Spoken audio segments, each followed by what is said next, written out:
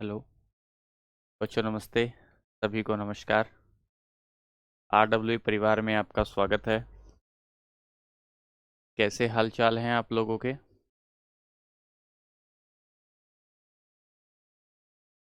आइए क्लास को शुरू करते हैं। नमस्ते सभी को, नमस्ते सभी को, नमस्कार।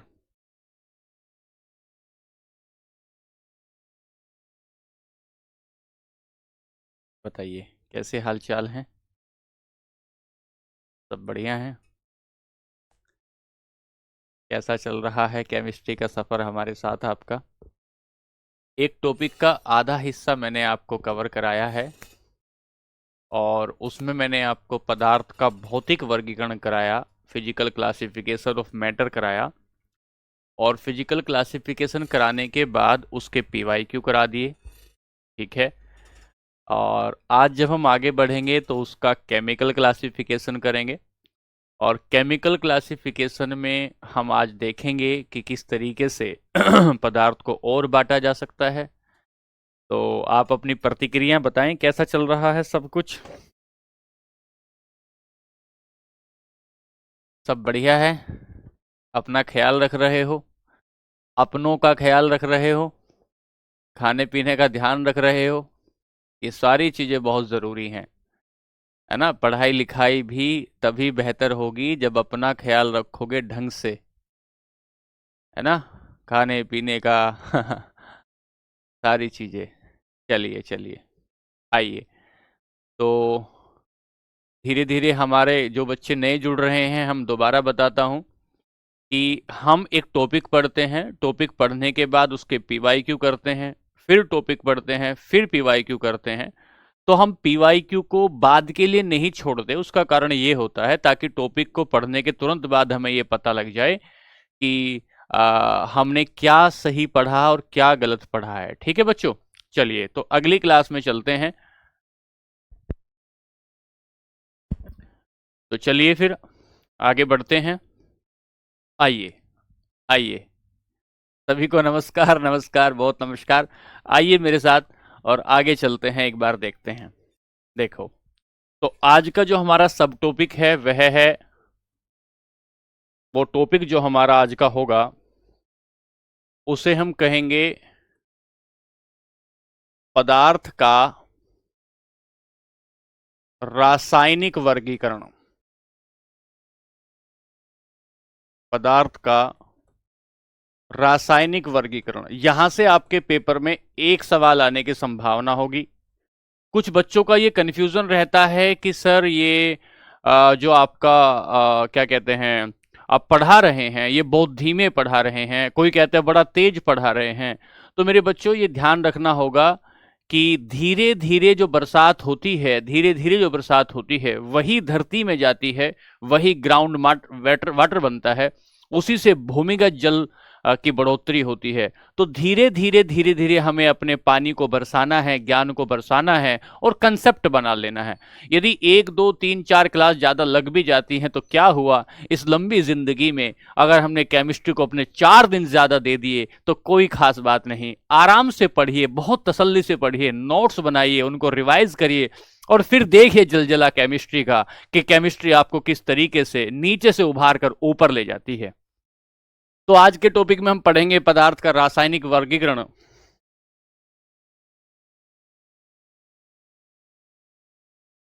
Chemical classification of matter. Chemical classification of matter. कुछ बच्चे कह रहे हैं कि सर हमने तो पिछले वाले में भौतिक वर्गीकरण पढ़ा था, फिजिकल क्लासिफिकेशन पढ़ा था, तो ये केमिकल क्लासिफिकेशन फिजिकल क्लासिफिकेशन से कैसे अलग होता है। पीछे जो आपने पढ़ा है वो आपने पढ़ा है कि कोई आदमी कितना मोटा है, कोई आदमी कितना ठिगना है, किसी की लंबाई कितनी है, किसी की लंबाई कितनी है, उसका आकार कितना है, उसका रंग प्रकार कितना है, आपने ये देखा है। लेकिन आज की क्लास में हम देखेंगे कि जब आप किसी भी तत्व को पढ़ेंगे तो उसके भीतर का चरित्र कैसा है, रासायनिक गुण किसी भी पदार्थ के भीतरी चरित्र को बताते हैं कि ये व्यक्ति भीतर से इसकी अंतरात्मा कैसी है, भीतर से इसकी अंतरात्मा कैसी है। और ये जो बाहर से आप पढ़ते हैं, बाहर से आप पढ़ते हैं इसका रंग कैसा है, इसकी लंबाई कैसी है, इसकी चौड़ाई कितनी है, ये लंबा है कि ठिकना है, गोल है कि मोटा है, ये सारी बातें हम पढ़ते हैं फिजिकल क्लासिफिकेशन में। तो चरित्र देखेंगे, किसका चरित्र देखेंगे? हम अपने पदार्थ का भीतरी चरित्र देखने वाले हैं, और ये जो भीतरी चरित्र देखेंगे इसे ही रासायनिक वर्गीकरण कहते हैं। तो पहली बात यह होती है कि रासायनिक वर्गीकरण में हमें क्या पढ़ना होता है। तो सर हम बताते हैं कि रासायनिक वर्गीकरण में हमें किसी भी पदार्थ का भीतरी गुण, आंतरिक गुण देखते हैं, उसका भीतरी गुण देखते हैं, उसका भीतरी गुण देखते हैं। ठीक है सर, चरित्र देखते हैं, उसका कैरेक्टर देखते हैं। एक बात हुई। सर यहां से आगे बढ़ेंगे तो हम पदार्थ को दो भागों में वर्गीकृत करेंगे। ध्यान से समझते चलेंगे, नोट्स बनाते चलेंगे। पदार्थ को रासायनिक रूप से दो भागों में वर्गीकृत किया जाएगा। एक को हम कहेंगे शुद्ध पदार्थ, एक को हम कहेंगे शुद्ध पदार्थ, और एक को हम कहेंगे अशुद्ध पदार्थ। एक को शुद्ध पदार्थ कहेंगे, एक को अशुद्ध पदार्थ। बहुत शांति के साथ पढ़ना है। भजन, भोजन, अध्ययन तीनों काम शांति से किए जाते हैं। इसे कहेंगे प्योर मैटर, और इसे कहेंगे इम्प्योर मैटर।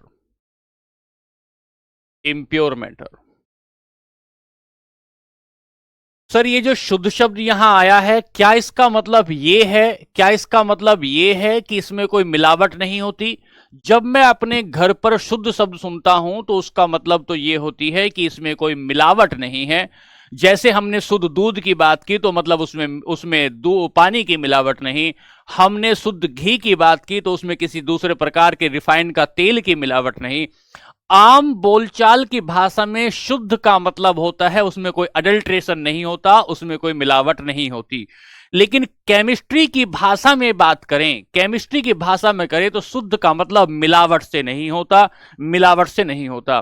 तो अगर हम शुद्ध पदार्थ की बात करें आम भाषा में, शुद्ध पदार्थ की आम भाषा में, बोलचाल की भाषा में बात करें तो मिलावट के न होने से होता है। मिलावट का न होना, एडल्ट्रेशन ना होना किसको कहा जाता है? शुद्ध को। कौन सी भाषा में? आम भाषा में। लेकिन क्या केमिस्ट्री की भाषा में, रसायन शास्त्र की भाषा में भी शुद्ध पदार्थ को मिलावट का ना होना कहा जाएगा? नहीं। शुद्ध पदार्थ का मतलब होगा ऐसा पदार्थ जिसका कण कण एक जैसा हो, जिसके रोम रोम में एक जैसे गुण पाए जाते हों, उसे शुद्ध पदार्थ कहा जाता है। इसका मतलब क्या हुआ? किसी ने हमसे पूछा कि तुम हमसे कितना प्रेम करते हो। हमने कहा कि मेरे कण कण में तुम्हारा नाम है, मेरे कण कण में तुम्हारा नाम लिखा हुआ है, तुम्हारे नाम का ठप्पा लगा हुआ है। एक एक कण उठा के देखोगी तो किसी दूसरे का नाम हमारे शरीर में के कण पर नहीं दिखाई देगा। प्रत्येक कण जो बना होगा वो तुम्हारे ही नाम से बना होगा, कण कण में तुम्हारा नाम लिखा होगा। एक एक कण एक जैसे परमाणुओं से अगर बना होता है तो उसे शुद्ध पदार्थ कहते हैं, उसे शुद्ध पदार्थ कहते हैं। इसका मतलब क्या हुआ? इसका मतलब यह हुआ कि अगर आपने लोहा लिया, क्लोरीन लिया, फ्लोरीन लिया, आर्गन लिया, हाइड्रोजन लिया, ऑक्सीजन लिया, अरे जो तुम्हारा मन करे 118 तत्वों में से आपने कुछ भी लिया और उसको तोड़ने की कोशिश की तो प्रत्येक कण कण कैसा निकला? एक जैसा दिखाई दिया। एक एक शरीर के एक एक हिस्से पर उसी का नाम लिखा हुआ मिला, एक जैसा नाम लिखा हुआ मिला। उसे ही कहा शुद्ध पदार्थ। तो शुद्ध पदार्थ की परिभाषा क्या बनाएंगे कि पदार्थ सभी कणों का रासायनिक गुण, पदार्थ के सभी कणों का रासायनिक गुण एक समान होता है। पदार्थ के सभी कणों का रासायनिक गुण एक समान होता है। पहली बात ली हमने, क्या कहा? अंग्रेजी में क्या लिखा?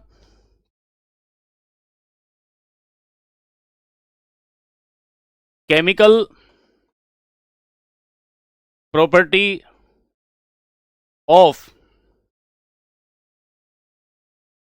all atoms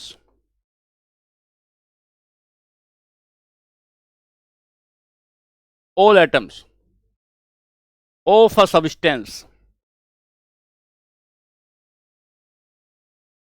is same. कण कण में तुम्हारा नाम लिखा है, रोम रोम में राम लिखा है, रोम रोम में तुम्हारा नाम लिखा है, तो इसे हम प्योर मैटर कहते हैं। सर यहां से आगे चले तो एक बार बता दें कि इम्प्योर मैटर किसे कहा जाता है। सर यहां से देखा तो रवीना, यहां से देखा करीना, यहां से देखा नगीना, यहां से देखा कैटरीना। सर कण कण में कुछ कुछ अलग अलग नाम लिखा हुआ है, उसे इम्प्योर मैटर कहते हैं, उसे इम्प्योर मैटर कहते हैं। इम्प्योर मैटर का मतलब होता है जिसके कण अलग अलग तत्वों से, अलग अलग पदार्थों से मिले बने हों, उसे इम्प्योर मैटर कहते हैं। मतलब जब उसे तोड़ने निकलोगे तो प्रत्येक पदार्थ का प्रत्येक कण का एक जैसा रूप, प्रत्येक कण का एक जैसा स्वभाव, प्रत्येक कण की एक जैसी प्रकृति दिखाई नहीं देगी, उसे हम इम्प्योर मैटर कहते हैं, उसे अशुद्ध पदार्थ कहते हैं। तो परिभाषा क्या बनाएंगे? पदार्थ के सभी कणों का ध्यान से लिखेंगे, रासायनिक गुण एक समान नहीं होता है। रासायनिक गुण एक समान नहीं होता है, यह अशुद्ध पदार्थ होता है। अभी देखेंगे, परिभाषाओं को हम अप्लाई भी करेंगे, क्या कहता है?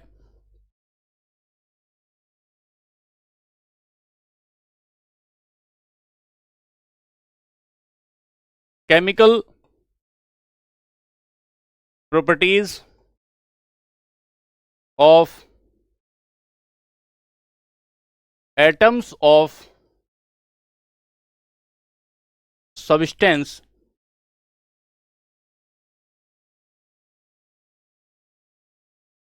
Are different. अगर अलग अलग केमिकल प्रॉपर्टी होती है तो उसे अशुद्ध पदार्थ कहते हैं। तो हमने कहा शुद्ध पदार्थ का मतलब, जब मैं कहता हूं शुद्ध पदार्थ, तो शुद्ध पदार्थ का मतलब होता है उसके भीतर जितने भी कण होंगे, उन सारे कणों का एक एक कण एक जैसा दिखाई देगा।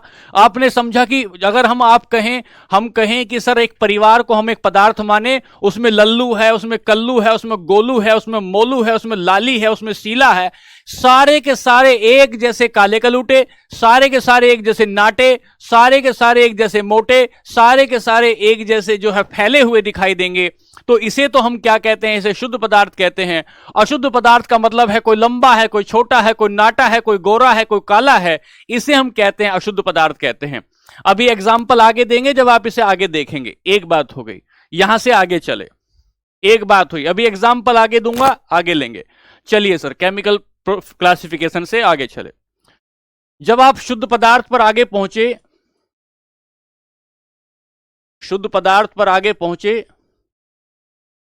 जिसे आपने प्योर मैटर कहा,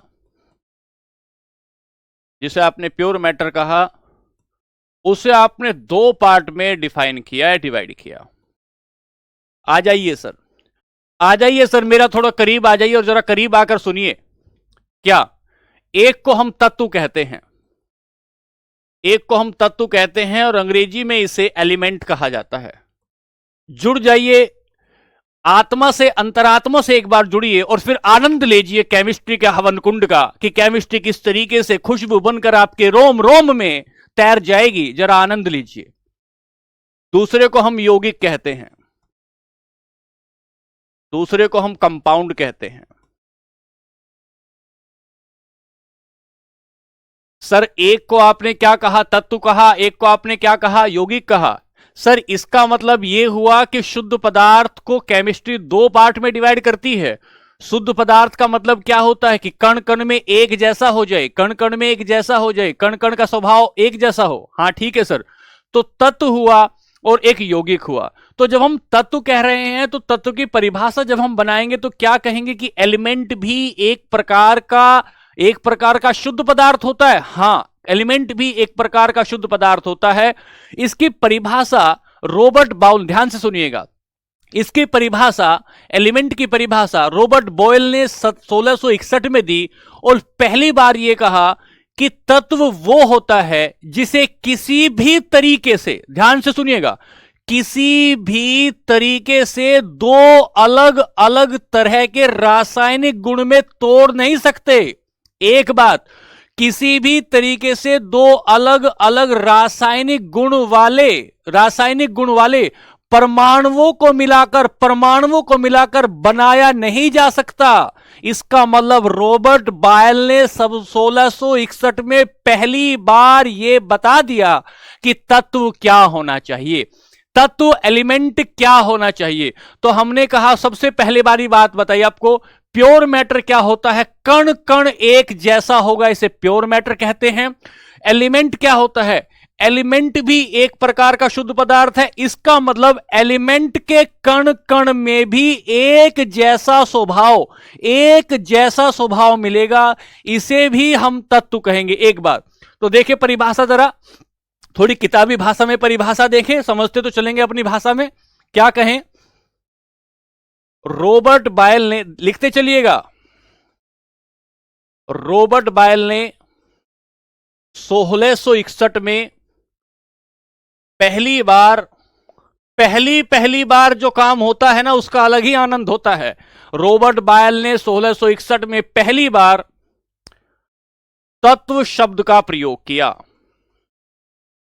तत्व शब्द का प्रयोग किया,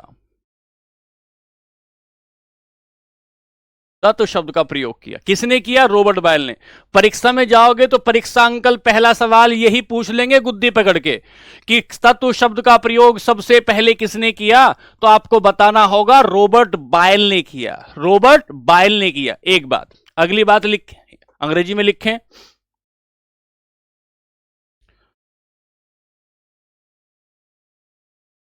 element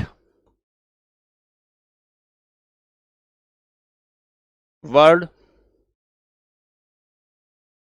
first time used by Robert Boyle in 1661। पहली बात ये हो गई, पहली बात ये हो गई, इसको लिखना जरा, पहली बात हो गई। अभी हम लोग सारी बातें तत्व के बारे में पढ़ेंगे, सारी बातें हम तत्व के बारे में पढ़ेंगे, ठीक है। एक बात, अगली बात पर चल, इसको अभी हम नहीं पढ़ रहे हैं, चलते हैं आगे। दूसरी बात, इसने इसकी डेफिनेशन क्या दी, पहले परिभाषा लिखें, परिभाषा, सबसे पहले परिभाषा क्या दी, ध्यान से सुनो, सबसे पहले परिभाषा क्या दी, किसने, रॉबर्ट बायल ने क्या परिभाषा दी, तो लिखें ध्यान से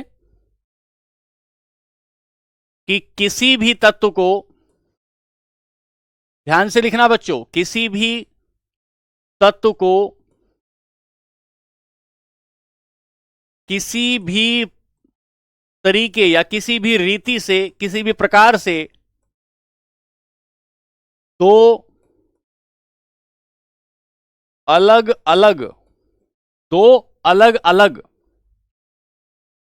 रासायनिक गुणों वाले, दो अलग अलग रासायनिक गुणों वाले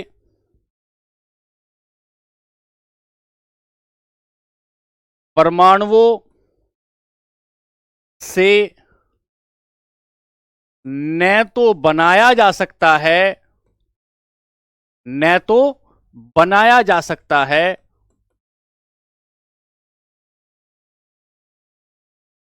और न ही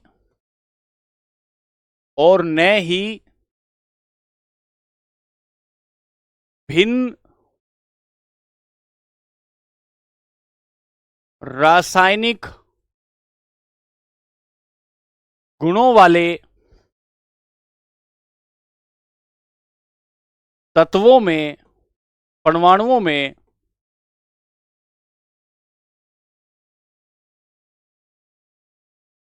तोड़ा जा सकता है। अगर हम इसको सीधा सीधा देखें बच्चों तो एक ही बात हुई। ये क्या कह रहा है? ये कह रहा है ना तो दो अलग अलग रासायनिक गुणों वाले परमाणुओं से बना सकते हैं, इसका मतलब एक जैसे ही परमाणु होंगे सारे के सारे, और दूसरी बात, ना ही दो अलग अलग रासायनिक गुणों वाले परमाणुओं में तोड़ा जा सकता है, इसका मतलब रासायनिक गुण एक जैसा होगा। रासायनिक गुण एक जैसा होगा, यही बात तो कहने की कोशिश कर रहा है ये यही तो कहने की कोशिश कर रहा है। बात ठीक है क्या? बात ठीक है?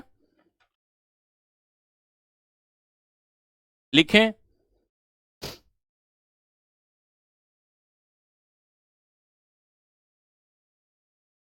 लिखा?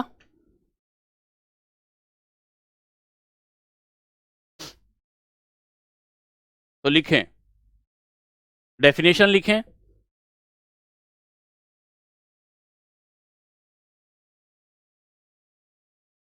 दो substance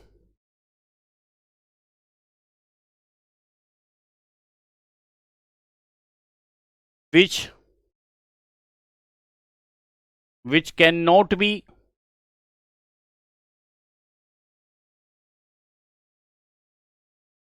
divide or formed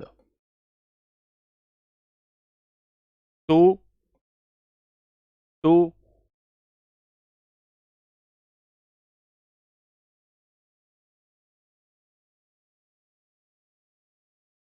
chemically different atoms। ये परिभाषा दे दी, ये परिभाषा दे दी। किसने दे दी? टू और मोर लगा सकते हो, दो या दो से अधिक, टू और मोर। ये रॉबर्ट बायल ने दी। पहली बात तो हमने क्या कहा, सबसे पहले परिभाषा किसने दी? रॉबर्ट बायल ने दी। परिभाषा क्या दी? दो या दो से परमाणुओं में ना तो तोड़ सकते हैं और ना ही दो या दो से परमाणुओं में बनाया जा सकता है। एक बात हो गई। आगे चलते हैं, आगे चलते हैं। मैं सबके कमेंट देख रहा हूं, ठीक है। उदाहरण लें, एग्जाम्पल। बच्चों मैं जैसे पढ़ा रहा हूं ध्यान से चुपचाप पढ़िए, ऐसे पढ़ाइए वैसे पढ़ाइए, तुम्हारे हिसाब से नहीं पढ़ाया जाएगा।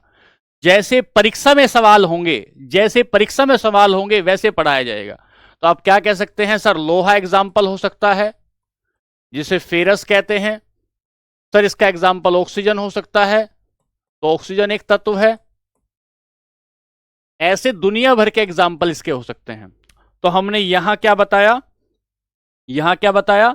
तत्व एक प्रकार का शुद्ध पदार्थ होता है जिसका कण कण एक जैसा होता है, और उसकी ये परिभाषा होती है। रॉबर्ट बायल ने सबसे पहले परिभाषा दी। अगर लोहे को तोड़ते जाओगे, लोहे को तोड़ते जाओगे तो एक भी एटम ऐसा नहीं होगा कि चांदी का बन जाए, एक भी एटम ऐसा नहीं होगा कि वो जो है आपका कॉपर का बन जाए, एक भी एटम ऐसा नहीं होगा कि जो आप आगे जाकर ऑक्सीजन का बन जाए। तो हम आपको बता रहे हैं, हम आपको बता रहे हैं कि सर उदाहरण जो होंगे लोहा, ऑक्सीजन इत्यादि तत्व होंगे। पहली बात हुई। अगली बात पर चलते हैं, अगली बात पर चलते हैं। लिखें तत्व के बारे में। अगली बात, कुल तत्वों की संख्या, कुल तत्वों की संख्या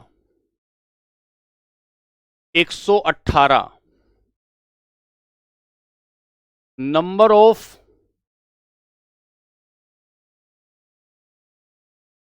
टोटल एलिमेंट्स 118 हो गई तत्वों की संख्या। इसके ब्रैकेट में लिखेंगे 80% धातुएं तथा 20% अधातु व उपधातु। तो ये जो 118 हैं इसमें से 80% धातुएं मिलेंगी, तो क्या लिखेंगे? 80% metals and 20% non metal and metalloids. Metalloids. ध्यान से नोट्स बनाते चलिएगा, ये मत सोचिएगा कि भाई मैं नोट्स बाद में बनाऊंगा, अभी तो सोफे पर दोनों टांग ऊपर रखे मुगल बादशाह की तरह हाथ में अंगूर का एक एक गुच्छा लेके, पानी की बोतल साथ रख के एक बार गुरुजी को देख लेता हूं कि गुरुजी कैसे दिखते हैं बोलते हुए। एक बार कलम कागज लिखते रहिएगा साथ साथ में। टोटल नंबर ऑफ एलिमेंट कितने होते हैं? 118 होते हैं। ठीक है सर, अगली बात। सबसे पहले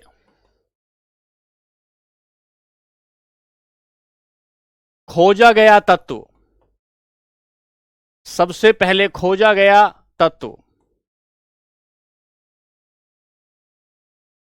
सबसे पहले खोजा गया तत्व लिखना ध्यान से, सबसे पहले खोजा गया तत्व, फर्स्ट डिस्कवर्ड एलिमेंट क्या है? फॉस्फोरस है,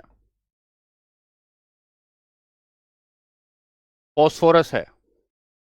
हेनरी ब्रैंड नाम के एक आदमी थे, हेनरी ब्रैंड नाम के एक आदमी थे, क्या कर रहे थे? सोना बनाने के चक्कर में थे। पत्नी को बड़ी भूख थी सोना बनाने, सोना चाहने की। उन्होंने सोचा कि सोना बना के दे दूं पत्नी को, तो सोना बनाना शुरू कर दिया। 50 बाल्टी मूत्र ले आए, यूरिन ले आए, और उसमें से सोचा कि इसका सोना बना दूंगा।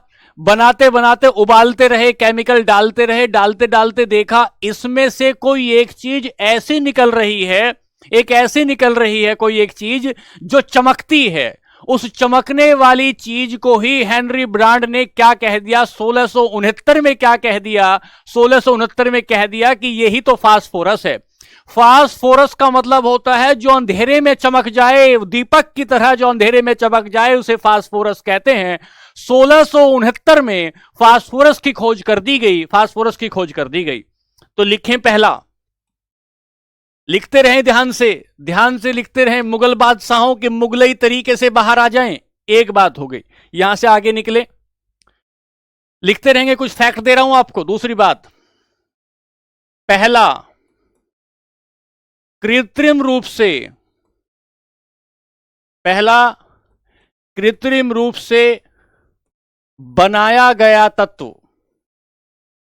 अभी तक तो हमने पढ़ा था कि जो बनाया सब ईश्वर ने बनाया है, जो बनाया सब ईश्वर ने बनाया है, लेकिन बहुत बाद में पता लगा कि ऐसा नहीं, ऐसा नहीं, कृत्रिम रूप से भी तत्वों को बनाया जा सकता है। कृत्रिम रूप से भी तत्वों को बनाया जा सकता है, जिसका नाम टेक्नीशियम था, जिसका नाम टेक्नीशियम था।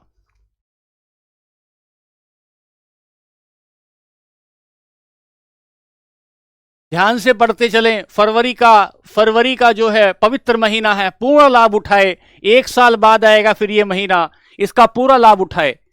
तो फर्स्ट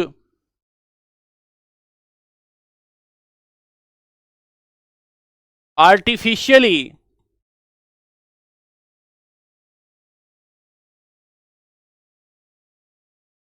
डेवलप्ड एलिमेंट, नाम क्या बना? टेक्नीशियम। टेक्नीशियम।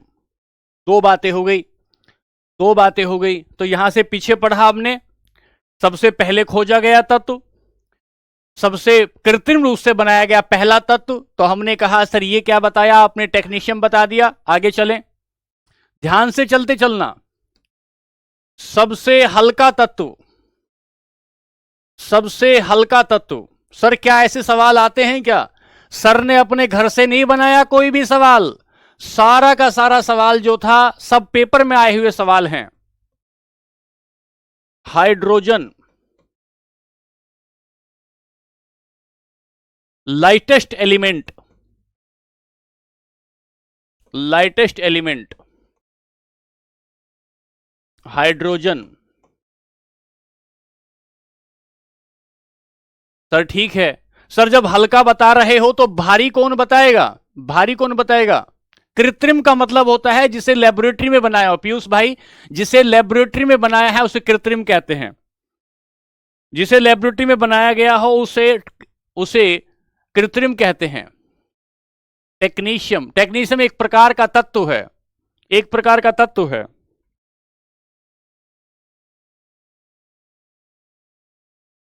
सबसे भारी तत्व, सबसे भारी तत्व,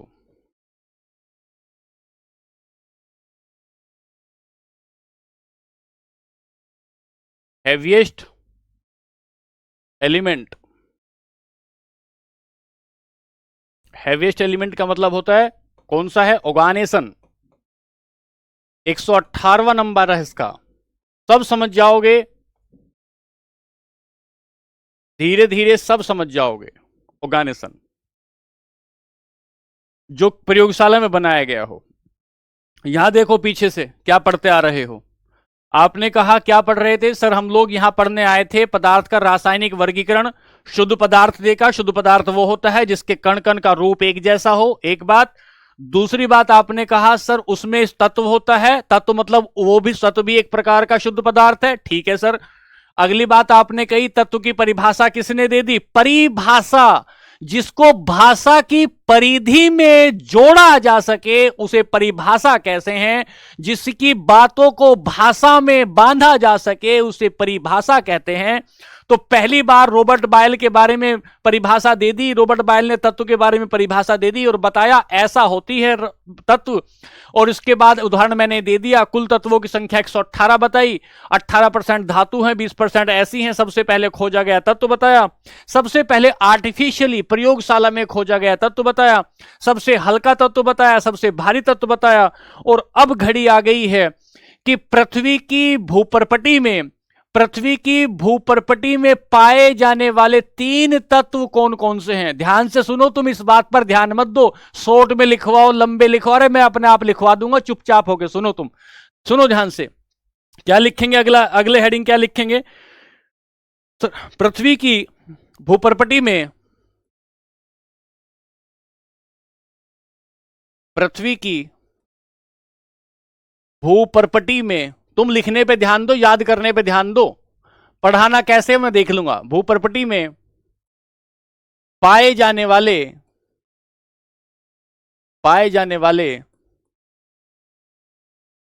सर्वाधिक पाए जाने, भूपर्पटी में सर्वाधिक पाए जाने वाले 3 तत्व, सर्वाधिक पाए जाने वाले 3 तत्व कौन कौन से हैं?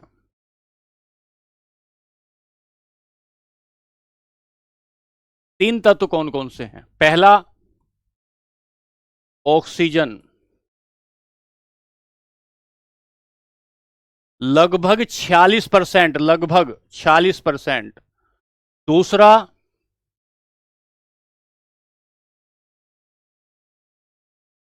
सिलिकॉन, लगभग 27%। और तीसरा एल्यूमिनियम,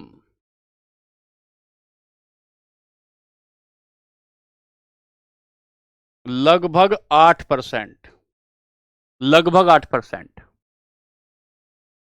लगभग 8%। बोर्ड को व्हाइट कर लीजिए, व्हाइट ही है बच्चे। तो लिखें 3 most abundant element in earth crust.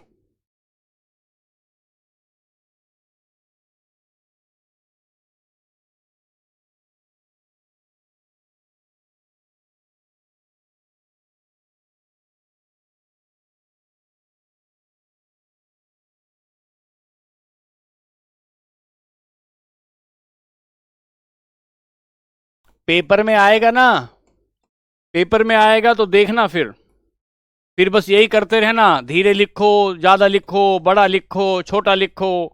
Net बढ़िया नहीं चल रहा था, पेपर वाला कहेगा तुम अपना जाके नेट चला लो, जाओ पहले, मैं किसी और को सिलेक्ट कर लूंगा। लगभग 46%, 27% और लगभग 8%। 2 बातें हो गई।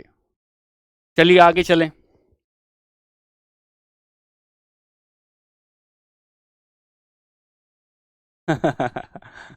आगे चलें, 2 बातें हो गई, 3 बातें लिखो। मानव शरीर में जो जो मानव शरीर हैं कमेंट बॉक्स में उनके बारे में बात कर रहा हूं। जो जो मानव शरीर में, मानव शरीर में सर्वाधिक मात्रा में पाए जाने वाले, सर्वाधिक मात्रा में पाए जाने वाले 3 तत्व। अभी समझाऊंगा एक एक मिनट में क्या मसला चल रहा है। पाए जाने वाले 3 तत्व, 3 तत्व। पहला ऑक्सीजन लगभग 65%, दूसरा कार्बन लगभग 18%, ऑक्सीजन कार्बन 18%, और तीसरा हाइड्रोजन, हाइड्रोजन लगभग 10%।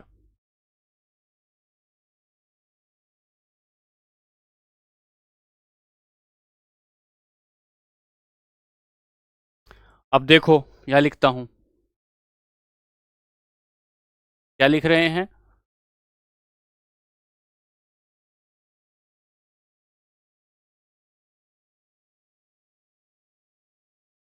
थ्री मोस्ट abundant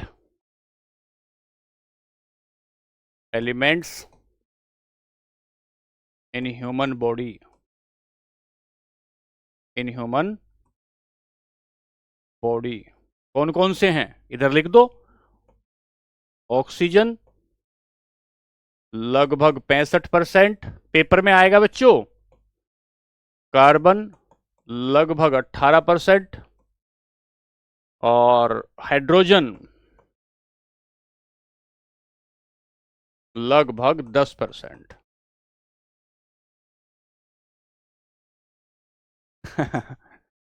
ठीक है, चलें आगे, चलें। अब देखिए यहां पर मैंने आपको क्या क्या पढ़ाया, यहां देखिए।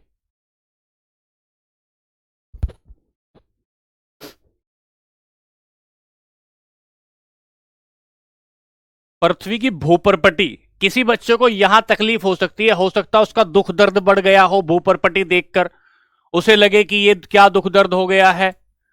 तो देखो जैसे ये आपकी पृथ्वी है ना, ये आपका गोला है आमिर खान वाला। इस पृथ्वी का जो सबसे ऊपर वाली परत होती है, ये जो सबसे ऊपर वाली परत होती है, ये सबसे ऊपर वाली परत जो होती है, ये इसे क्रस्ट कहते हैं, इसे क्रस्ट कहते हैं। ये कैसी होती है, जैसे संतरे के ऊपर छिलका, जैसे संतरे का जितना वजूद संतरे के छिलके का होता है, उतना ही वजूद इस क्रस्ट का होता है, इस क्रस्ट का होता है। ये बात तो ये हो गई। ह्यूमन बॉडी आपको पता लगी गई कि ह्यूमन बॉडी की क्या कहानी है। अब तीसरी बात ध्यान से सुनिएगा, तीसरी बात ध्यान से सुनिएगा। क्या यहां पर पेपर वाला सवाल गलत करवाने की भरपूर संभावना रखता है। पृथ्वी पर सर्वाधिक, कमेंट में जवाब बताना, मैं लिख रहा हूं सर्वाधिक, थोड़ा साफ लिखें। पृथ्वी पर सर्वाधिक मात्रा में पाई जाने वाली धातु, पाई जाने वाली धातु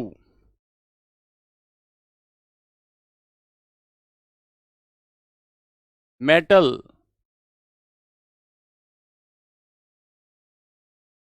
ऐसे पहले यहां लिखो, इसका नाम क्या होगा, लोहा। सबसे भारी मात्रा में पाई जाने वाली क्या होगा, लोहा, लोहा होगा। The most abundant metal found in अर्थ,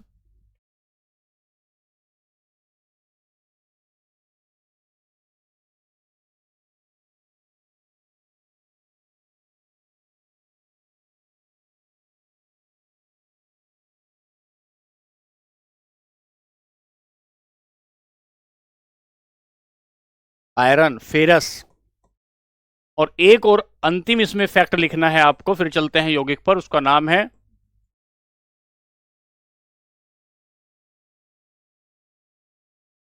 पृथ्वी पर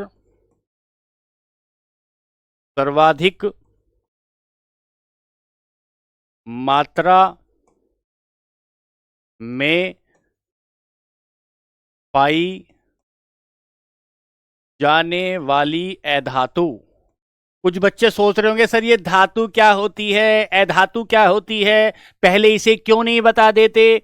बताएंगे, वक्त आने पर बताएंगे बच्चे, पहले हाथ तो मिलाओ, वक्त आने पर गले भी मिलाएंगे, थोड़ा वक्त आने दो। तो क्या कहेंगे, the most abundant known metal found in earth, that is oxygen। Oxygen यहां लिख देंगे ऑक्सीजन। ये कुछ फैक्ट बताए मैंने, मोटे मोटे फैक्ट बताए किसके बारे में, कुछ मोटे मोटे फैक्ट बताए किसके बारे में, सर तत्व के बारे में बताइए। यहीं से सवाल मिलेगा, 100% यहीं से सवाल मिलेगा। अच्छा सर एक बार रिवाइज करवा दूं फिर यौगिक पर लेकर चलूंगा। हाँ सर करवाइए, एक बार रिवाइज करवाइए तो देखे कैसे करवा देते हैं रिवाइज आप। हम ऐसे करवा देते हैं रिवाइज। एक बात और लिख लो, चलो रिवाइज करने से पहले एक बात और लिख लो, खास बात, बहुत खास बात है कि तत्वों का चित्रात्मक प्रतीक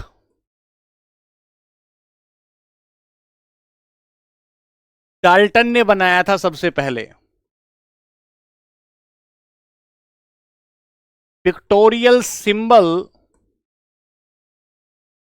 ऑफ एलिमेंट किसने बनाया सबसे पहले, डाल्टन ने बनाया था। कैसे बनाया, इसने क्या कहा, ये एक गोला लो, इस गोले के भीतर सी लिख दो, इसका मतलब क्या है, इसका मतलब कॉपर है, ठीक है। एक गोला लो, इसमें बिंदी बना दो ऐसे, इसका मतलब क्या है, हाइड्रोजन है। लोगों ने कहा ऐसे कितनी बिंदी बनाते रहेंगे भाई। तो फिर एक व्यक्ति आए जिसका नाम हुआ बर्जीलियस। तत्वों का आधुनिक प्रतीक किसने बनाए, आधुनिक प्रतीक किसने बनाए, तो जे बर्जीलियस ने।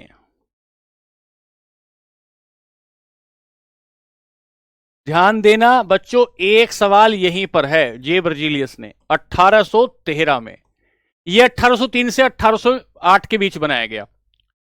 तो मॉडर्न सिंबल ऑफ एलिमेंट्स,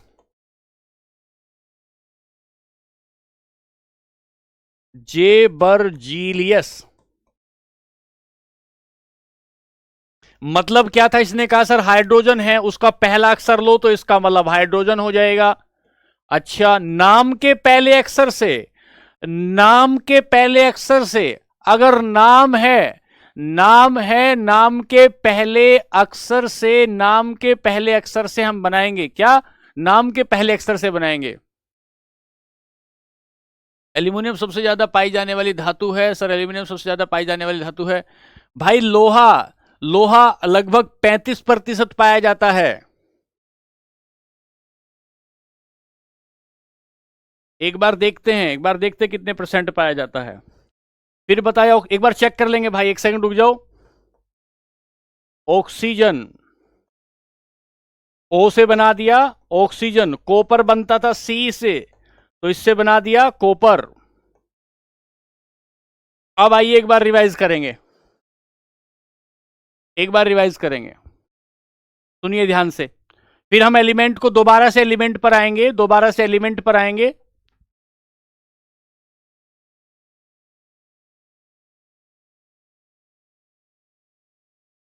यहां अभी तो मैं इंट्रोडक्शन दे रहा हूं, अभी तो मैंने चैप्टर का इंट्रोडक्शन दिया, अभी तो मैंने, ठीक है बच्चों, अभी तो मैंने चैप्टर का इंट्रोडक्शन दिया। रिप्लाई तभी तो करूंगा दानिश भाई, कुछ पढ़ूंगा तभी तो करूंगा। चलिए, तो हमने कहा पदार्थ का रासायनिक वर्गीकरण, शुद्ध पदार्थ, और दूसरा बताया अशुद्ध पदार्थ। शुद्ध पदार्थ कौन सा होता है, जिसके सारे के सारे गुण, सारे के सारे जो है, प्राचीन प्रतीक से सवाल नहीं आएगा सूरज भाई। सबसे ये जो है सब शुद्ध पदार्थ तो सबके सभी कणों का रासायनिक गुण एक समान होता है। इनके सभी कणों का रासायनिक गुण एक समान नहीं होता है। दो बातें हो गई, ठीक है। अगली बात, यहां से आए तो शुद्ध पदार्थ में हम लोग आए किस पर? तत्व पर। तो हमने कहा तत्व भी एक प्रकार का शुद्ध पदार्थ होता है, तत्व भी एक प्रकार का शुद्ध पदार्थ होता है। और ये जो शुद्ध पदार्थ होता है तत्व, इसकी सबसे पहले बात किसने की? रॉबर्ट बायल ने की। रॉबर्ट बायल ने की। कब किया गया? 1661 में। अगर सवाल कुछ इस तरीके से पूछा जाए, सवाल कुछ इस तरीके से पूछा जाए कि तत्व शब्द का प्रयोग सबसे पहले किसने किया, एलिमेंट वर्ड जो था वो सबसे पहले किसने यूज किया, तो हम बताएंगे रॉबर्ट बायल ने इसका यूज किया। और फिर आगे चले तो हमने कहा सर तत्वों की परिभाषा क्या बनी? तो ये तत्वों की ये परिभाषा बनी।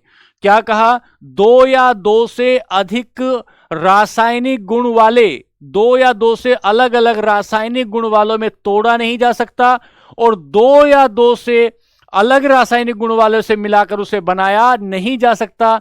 मतलब क्या था? मतलब ये था कि एक ही प्रकार के रासायनिक गुण वाले परमाणु जब एक जगह मिल जाते हैं उसी को तत्व कहते हैं, उसी को तत्व कहते हैं।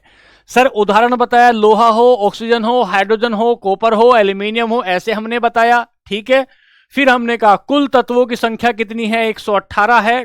टोटल नंबर ऑफ एलिमेंट 118, जिसमें से 80% धातुएं होंगी, 20% अधातुएं होंगी, ठीक है। कोई बच्चा कह रहा है कि कब तक हो जाएगी पूरी केमिस्ट्री? बच्चों पूरी ढंग से कराऊंगा, तसल्ली में। आपकी मैं नहीं सुनने वाला हूं कि भाग दौड़ करके कुछ छोड़ दिया, कुछ पढ़ा दिया, कुछ छोड़ दिया, कुछ पढ़ा दिया, ऐसे नहीं।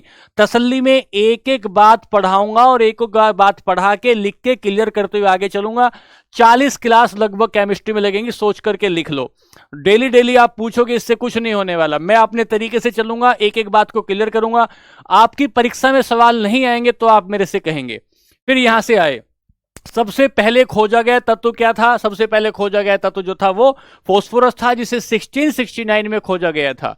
यहां से आगे चले गए तो पहला कृत्रिम रूप से बनाया गया तत्व कौन सा था? वो टेक्नीशियम था। वो कौन सा था? टेक्नीशियम था। फिर अगला कहा सबसे हल्का तत्व कौन सा था? हाइड्रोजन था। सबसे भारी तत्व कौन सा था? वो था आपका ऑर्गेनेशन था। यहां से आगे चले, भूप्रपटि पर पाए जाने वाले सबसे ज्यादा 3 तत्व कौन कौन से हैं? क्रस्ट पर पाए जाने वाले 3 तत्व कौन कौन से हैं? तो हमने बताया ऑक्सीजन है, फिर सिलिकॉन है, फिर एल्यूमिनियम है। इनका परसेंटेज बताया। पेपर में यहां से एक सवाल पूछा जाएगा, पेपर में यहां से एक सवाल पूछा जाएगा, ठीक है। आगे चले तो मानव शरीर में सबसे ज्यादा पाने वाले तत्व 3, ऑक्सीजन, कार्बन, हाइड्रोजन, ये आपको बताया गया। फिर यहां से बताया पृथ्वी पर सबसे बड़ी मात्रा में पाई जाने वाली धातु लोहा है। कुछ बच्चे कह रहे थे एल्यूमिनियम है। सर ये लोहा एक बार चेक कर लेंगे, ठीक है। आगे चलें, पृथ्वी पर सर्वाधिक मात्रा में पाई जाने वाली धातु आपकी ऑक्सीजन है। फिर यहां से आगे चले, तत्वों का चित्रात्मक प्रतीक पिक्टोरियल जो था वो किसने बनाया? किसने सबसे पहले प्रतीक बनाए? तो प्रतीक बनाए तो हमने कहा कि डाल्टन ने सबसे पहले बनाए। ये वही डाल्टन है जिसने सबसे पहले परमाणुवाद की थ्योरी को दिया। परमाणु क्या हो सकता है इसने बताया कि परमाणु किसी भी तत्व का सबसे बेसिक पॉइंट होता है। ये डाल्टन ने बताया था, डाल्टन ने पहले बात बताया था। तो ये डाल्टन ही है, ये डाल्टन चाचा हैं जिन्होंने सबसे पहले परमाणुवाद की थ्योरी को दिया, एटॉमिक थ्योरी को दिया। जिन्होंने सबसे पहले परमाणुवाद का सिद्धांत दिया या एटॉमिक थ्योरी का दिया, इन्होंने ही सबसे पहले क्या बनाया? सबसे पहले पिक्टोरियल सिंबल इन्होंने ही बनाने की कोशिश की। आधुनिक प्रतीक जिसे आज हम देख रहे हैं, वो जैसे हम कहते हैं हाइड्रोजन का H होता है, ऑक्सीजन का O होता है, एल्यूमिनियम का Al होता है। ये बताया हमें बर्जीलियस ने, और बर्जीलियस ने हमें ये बताया कि किसी भी तत्व का जो पहला अक्षर होता है, उस पहले अक्षर के आधार पर हम तत्व का संकेत बना सकते हैं। यह बात हो गई। अब मैं एक बार दिखा दूं कि मुझे कहां चलना चाहिए अपने हिसाब से। मेरे हिसाब से मुझे चलना चाहिए अशुद्ध पदार्थ, जिसे अभी तो शुद्ध पदार्थ पे आए थे, तो शुद्ध पदार्थ को हमने कहा था यहां तत्व और यौगिक, और अब हम आते हैं यौगिक पर। एक बात सुनते जाएंगे, डिस्कस करेंगे कल की क्लास में, एक बार सुनते जाएंगे। सुनो ध्यान से। दो दो व्यक्ति सीट पर बैठे हुए थे। ये सीट है, ये एक सीट है, इस सीट पर एक व्यक्ति ये बैठा है और एक व्यक्ति इस पर ये बैठा है। एक ये बालक बैठा है और एक ये बालक बैठा है। इस सीट पर दो व्यक्ति बैठे हैं। अभी इनकी कोई बातचीत नहीं हुई, कोई बातचीत नहीं हुई। जब कोई बातचीत नहीं हुई तो दोनों के दोनों जो है, ये इधर अपने फोन में लग रहा है और ये इधर फोन में लग रहा है। अभी तक ये दोनों तत्व हैं, ये दोनों तत्व हैं। इनसे पूछा, हल्के से पूछा, कहां जाओगे तुम? इन्होंने बताया मैं तो यहीं जाऊंगा। उन्होंने पूछा तुम कहां जाओगी? उन्होंने पूछा मैं भी यहां जाऊंगी। तुम क्या करते हो? मैं क्या करती हूं? ये मेरा नंबर, ये तुम्हारा नंबर, ये इंस्टा आईडी, फेसबुक आईडी। दोनों की रासायनिक अभिक्रिया शुरू हो गई। दोनों की रासायनिक अभिक्रिया शुरू हो गई। जैसे ही दोनों की रासायनिक अभिक्रिया शुरू हो गई, अब दोनों अलग अलग नाम से नहीं जाने जाएंगे। अब जहां भी दोनों जाएंगे पूछा जाएगा दूसरा कहां है, दूसरा कहां है। दोनों समूह के नाम से पूछे जाएंगे। अब पहचान इनकी सामूहिक हो जाएगी। पहचान इनकी कैसी हो जाएगी? सामूहिक हो जाएगी। तो ये तत्व, ये भी एक तत्व था, ये भी एक एलिमेंट था। एलिमेंट और एलिमेंट आपस में मिल गए, दोनों की रासायनिक अभिक्रिया हो गई और रासायनिक अभिक्रिया होकर दोनों ने क्या बना दिया? दोनों ने कंपाउंड बना दिया। दोनों ने कंपाउंड बना दिया। सर कंपाउंड की खास बात क्या होती है? ये जो बैठा था ये लस्सी पीता था, ये जो बैठी थी ये कोका कोला पीती थी। कंपाउंड बनने के बाद इसने लस्सी पीना छोड़ दिया, इसने कोका कोला पीना छोड़ दिया। दोनों के दोनों अब चाय पीने लगे। दोनों के दोनों चाय पीने लगे। मतलब कंपाउंड जो होता है, कंपाउंड में तत्वों के अपने मूलभूत गुण खत्म हो जाते हैं। जब हम तुम्हारे हो गए, तुम हमारी हो गई, तो हम में हमारा कुछ नहीं और तुम में तुम्हारा कुछ नहीं। अब दोनों एक हो जाते हैं, आत्माओं का मिलन हो जाता है और जिस्म और आत्मा एक जान हो जाते हैं, तो इसे यौगिक कहते हैं। सर यौगिक का मतलब क्या होता है? यौगिक का मतलब होता है योग हो जाना। यौगिक का मतलब होता है योग हो जाना, दोनों का एक दूसरे से मिल जाना। और जब दोनों एक दूसरे में मिल जाएंगे, दो तत्व आपस में मिल जाएंगे, एक निश्चित अनुपात में मिलेंगे, उसे यौगिक कहते हैं। यहां से आगे कल की क्लास में देखेंगे कि कंपाउंड को क्या बनाना है, कंपाउंड को आगे कैसे लेकर चलना है और इस कंपाउंड से आगे किस तरीके से मिश्रण बनाएंगे। ये कल के एपिसोड में मिलेंगे हम आपसे। कल के एपिसोड में इससे आगे देखेंगे। नोट्स बनाते चलिए नोट्स बनाते चलिए, बगैर नोट्स के काम नहीं आएगा। कयामत की रात को नोट्स ही काम आएगा। कयामत की रात को ये नोट्स ही होगा जो तुम्हारे साथ कंधे से कंधा मिला के खड़ा होगा मेरे बच्चे ठीक है, चलिए अब हम लोग कल मिलेंगे, इससे आगे फिर मिल रहे होंगे। यहां पर रिवाइज करिएगा, इसे ध्यान से पढ़िएगा और कल फिर मिलेंगे ऐसी ही एक शानदार, जानदार और बेहतरीन इंटरेक्टिव क्लास के साथ। आज के लिए धन्यवाद, नमस्कार, खुश रहिए, खूब आनंदित रहिए, अपना और अपनों का ख्याल रखिए। धन्यवाद।